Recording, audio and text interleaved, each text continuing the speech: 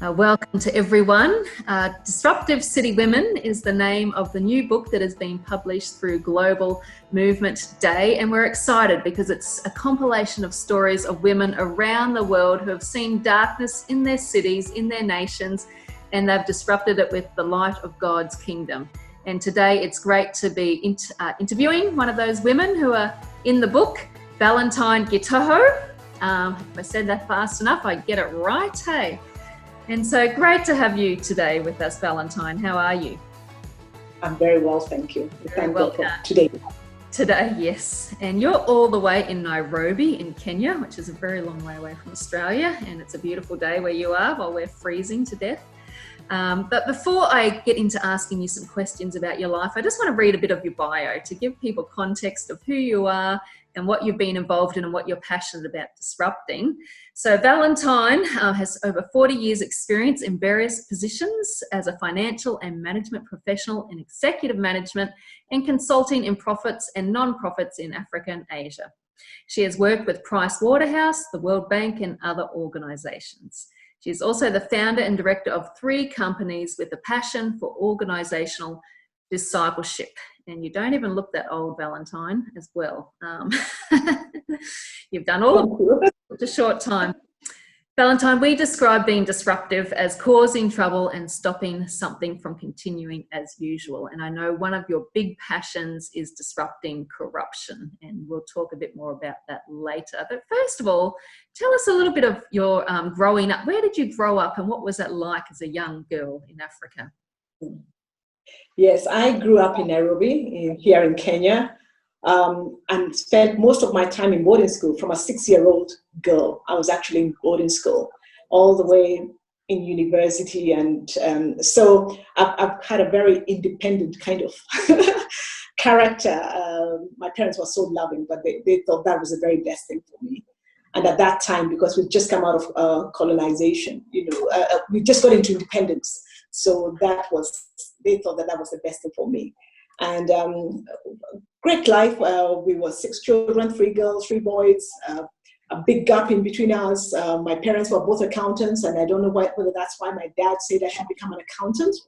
So that was kind of interesting, getting into that, and how as a firstborn I was influenced by who my parents were. Then I did get married. I got married to my husband, James Gitoho, who I met at the university at a very young age, at 18. And we've been together now. In fact, it's our wedding anniversary on next week. That's on June the 7th. Wow. It will be 35 years. 35 years, yes. We've got 2 lovely children, both married. Our daughter, Shiko, she's a doctor and married to Kip, who's a lawyer. And then we've also got David, our son, who's a pilot. And he's going through many changes through this COVID season. And his wife, Ashley, who's, I must say this, she's a chef. That's what she is, yeah. Wonderful. And 2 lovely grandchildren, yes. Yeah, beautiful. Yeah, we thank God. That's great. So you mentioned that your parents were both accountants and they suggested it's a good idea that that's what you become. Was that your dream or did you have other dreams and aspirations as a young girl? As a little girl, I stayed a lot with my grandmother during the school holidays. And I remember when I was about 8 years old, my grandmother was also a treasurer in the church. She was a treasurer in the church, women's church group. And one of the things I found is how they used to collect money together and go and help women and lift their dignity in various areas. So whether it's building the house, putting some mud on it, or bringing some water, or something like that. So for me, my grandmother was a disruptor. And she was a believer. So it's through the church that I knew that there's a wider connection and how we can collectively do something. So I always had that in my heart. How can I get around various people and we disrupt and change the lives of other people? Later on, as I grew up, I thought, I'd like to be a lawyer because of issues of compliance, because I noticed there's a lot, having been in boarding school, there were so many school rules that I had to follow. So probably that affected me.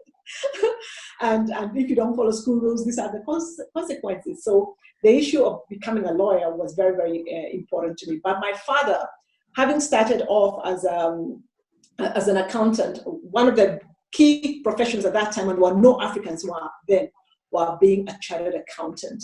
And as a result, he said, please, let's go and do this. And I found tax, I found compliance, because accounting is compliance. And I'm actually the first lady chartered accountant from England and Wales in Kenya. Wow. So that's how I came back. So I fulfilled my dad's dream, but it ended up being something that I love, because accounting is compliance. As long as I have compliance and I can also use that to help and disrupt and bring up other people for the welfare of others, it all worked out together. And I thank God for him and for my family for what he did. Wow. So very much a man's world by the sounds of it. How was it then, being the first woman involved in this area, and especially being in leadership and all that you've done with boards and management? Has there been some opposition to that along the way? I've been very, very fortunate. I think also because of having my dad in the background and my mother being very aggressive, and they were actually the first people who took over from the colonialists.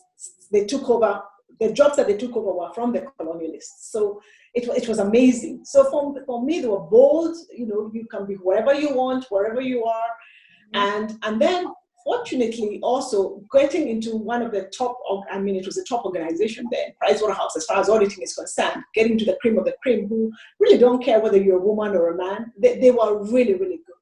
So my grounding was fantastic. It was very, very good. But the obstacles now came when I got into the Christian part. When I became a believer now, which was in my 30s, that's where the female leader issue came in. Because yes, they want me in because there's a lot of movement in Kenya at that time. Please bring the women together. Let's get, there's a lot of trying to get the women connected and young girls educated and that kind of thing. So they would do it in order to balance the figures. Yes. I'm also on the international board where that happened as well. But you speak, but basically whatever you've spoken is not taken into consideration. Yeah, so you're there to be seen, to fulfill, to comply with whatever it is. But whether what you've said will be done, that's an issue. That's basically in the Christian sector. As far as the business sector is concerned, fantastic. Yeah. No issues at all. So that for me was the most painful thing, because I became a believer in my 30s. So I couldn't believe it. I thought, this is, as a Christian and as a professional, this is where it all should be according to the word. We're all sinners. And I hear this all over the world, and this is why I wanted to write this book, to confront, that the opposition that women have received. Is it still an issue today among the church with women in leadership, or are they softening? Mm-hmm. Yeah, exactly. Yeah, you spoke well, because I will tell you, let me give 3 examples. When we got together and came up with this AFCA, the African Council for Accreditation and Accountability, I'm seated in my home. We started here. We used to sit on the veranda, had our meetings here, everything started from here. But due to the various connections that I had, I reached out to so many people, and some of them were looking at me. I reached to top Christian leaders who, because I've worked with them and told them this, and they said, oh, why aren't we there? Why aren't we? I said, basically, this is the Lord who has called in here. You come along with us, and you're the ones who are connecting. And because we're talking about accountability, if we bring in you here, and you have an issue, it completely brings down the integrity of the whole organization. So that's why we're trying to be very independent people who are not connected. This is now my auditing background, so that we can bring ourselves all together, and we can help each other. We're here to walk along with you. So the Christian leaders just said, okay, fine. And they really were trying to keep up. The second one was basically a colleague of mine. They come from the US, basically. Now it's the South now, the North-South issue. And he just said, you're not going to make it unless you have some South people on your board, enough people on your board. I said, I don't think so. I have been educated. We understand everything. I've worked everywhere. I've been sitting on these boards. I understand what runs through. And not only me, the team that we are here, we're many of us. If we need partnership, we'll come along. But I think we will work. Not I think, I believe we will work. So that was very surprising and a bit disruptive.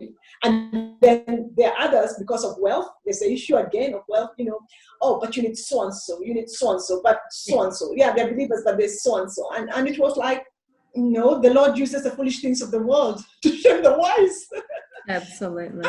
And yeah, so for me, the most important thing was, I'm just saying that may the Lord chart our journey. Yes. So it doesn't, if you don't think I should be there, if you think I should be wherever, it's not about what you think, it's about what God says. So I'm very comfortable with my identity as a woman. Awesome. And I make girls the same. Yeah. Tell them you're good, girls. Run. What has God told you? We're coming along. Let's run and do it and disrupt whatever God has told us to. That's good. I wish we were on a same team together. You and I would have a lot of fun. But it's great. We need female champions all over the world. Now, just explain to us, not everyone understands the extent of corruption in your nation and why that's been a big thing you've wanted to disrupt. Right. When in my early days in the profession, we were definitely a country where we used to work hard, we used to work with integrity. Yes, corruption was there in its own ways, but not in the magnitude it has reached right now. And it has reached in that way because we have got more resources, we've got more people, the population has grown, and whatever the culture is, that infiltrates. And it comes in with the leadership, it comes in with all kinds of things that were there before. But now, because we are more, and there's a lot of urbanization as well, there's a rural-urban movement, there are more educated people, it has just grown and grown. And of course, now we've got the difference between the rich and the poor and all kinds of things that are going on. But for us, in 2010, we got a new constitution in Kenya. And in that constitution, the funds were distributed more to be closer to the people. So we've got counties all over. So as the funds are being distributed out in the counties, that means there's pollution taking place. There are new cities being built. Yeah. And there's pollution that takes place in those cities. And it was like, we need to do something, because this whole idea about fighting corruption has been there, but it came to our core in 2012, and it was like, we need to do something about it. There is no way we can allow this. And as the country grew, as the economy grew, the holes became even more. So that for me was the big thing. It removed dignity, it removed hard work, it removed integrity, and it made some people extremely poor, that it ended up becoming a belief system. So the issue is the mindset. How do we change the mindset? Only God can change the minds. I mean, yesterday was our Madaraka Day, June 1, and the president was saying that it's a mindset thing. We can put it in this constitution, but people will not follow our constitution. So we need to do something to bring back our value system so that we work with integrity at various levels. And those are the things. I was so glad to hear about it, because I was like, we're here, we can come and join and do whatever else needs to be done. And we're doing things, So I'm very excited, because yesterday I felt very affirmed by our president in that that's the way, as he's got his last 2 years before his term comes to an end, that's what he's thinking. We had it in the constitution in 2010. Things have gone worse, as it were. Yeah. I mean, more money going.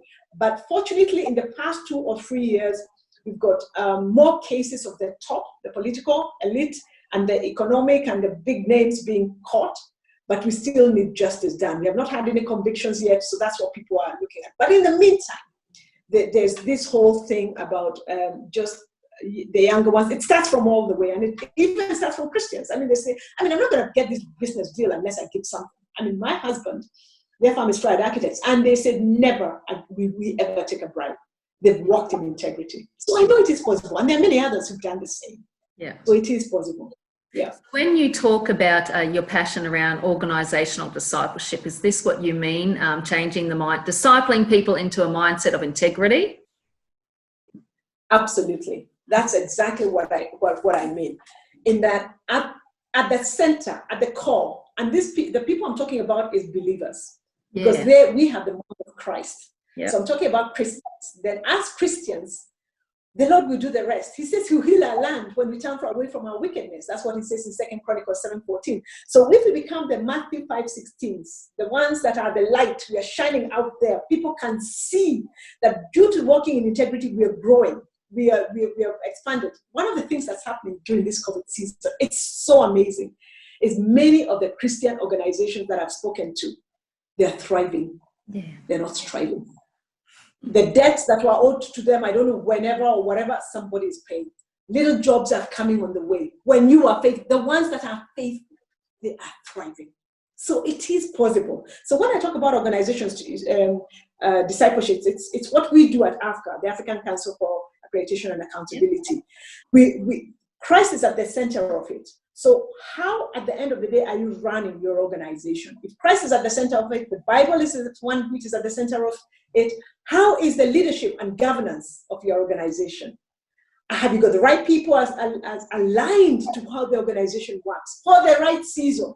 You don't have leaders who are there long ago, as it was in the beginning, is now and forevermore. And the things have changed, especially now with the COVID-19 season. We need people who are creative. Have we got the right mix? I mean, Jesus had his 12 disciples. He had his right mix. He had the 3. He had the 12 all together. He had one who, had to leave, and they had to do an election and bring in another one to replace.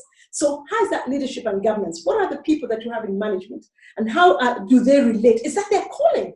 I mean, we don't have people just sitting there because it's the way it was. We're there forever, and they have no passion. Have they got commitment? So we look at the whole leadership and governance, because at the end of it, it all stops on there. Then talent management. How do you handle your people? Do you handle them in a way that you're a team, you're Christ-like, you're working together? They've got things, they've got spiritual gifts and talents within them, and bringing them together, and then paying them what is due to them, and rewarding them, and helping them in their call, and releasing them when it's time to release them. And when you release them, you release with gentleness and love. There is something that they grow, that every day when an employee comes, he feels excited that he's growing with this organization as an individual, not only as of the organization. Learning and innovation, which is also one of the big things that we have as a problem here in Africa. But now we're being forced to, as Christian organizations. Businesses are fine. It's Christian organizations. Are we innovating? How relevant are we becoming? Right now, we're doing everything. I mean, we're doing everything on Zoom, meetings on Zoom. We're having more services done on media. Our church, one of our Sunday school pastors right now, he goes in an estate, it's a block of flats, and he stands there in the middle, and then he runs a service. The children sit in the balconies and sing. Services are moving like anything. One of our board members from Africa, neighborhood, eight families, they never used to go to church. They look forward on Sundays so that they can have that. So different things that you can do. The cultural differences, acceptance and interdependence, that is our ethnicity. Those are the racial, the north-south. Those are the things that we're suffering from. And they're there, not only within us because of lack of dignity, but once brought in. But they're brought in because we don't have it within us. So how do we raise that up? How do we build ourselves up in that, so that within the organization, everybody feels that they are part of the whole organization, and then can go out into their communities and disrupt it because of, yes, I can do this. This might come from a different tribe. It doesn't matter that that's a white man. I have my man, and I can contribute to this discussion. Just building them in that boldness. Financial management and disclosure. We need to be accountable. That for me, I mean, there's no way on that. Compliance, whatever the rules are in the country, it doesn't matter who you are or where you come from. If you signed on a contract and this is the way it's supposed to be, if this is the articles and association, a memorandum of articles and association, you follow this. If these are the tax laws, let's follow them. If there is a way that you feel you need help, let's go and speak. Don't hide things under the bushel, but come out in the open. Let's discuss. Let's disclose. And in that way, we move even better. Then resource mobilization. How do you actually resource funds? Are you out there? Are you talking the truth?